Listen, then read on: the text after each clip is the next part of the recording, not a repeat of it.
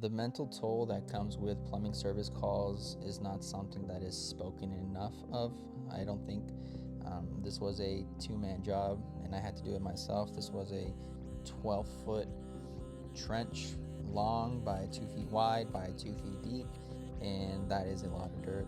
Midway through the job, I really thought that I had probably made a mistake. I was like, did I charge enough? Am I going to be able to finish? And this is a job that had to be finished in one day. It was extremely physical, but plumbing is also very mental most of the time. But I wouldn't have it any other way. It's not always easy, but it's always rewarding.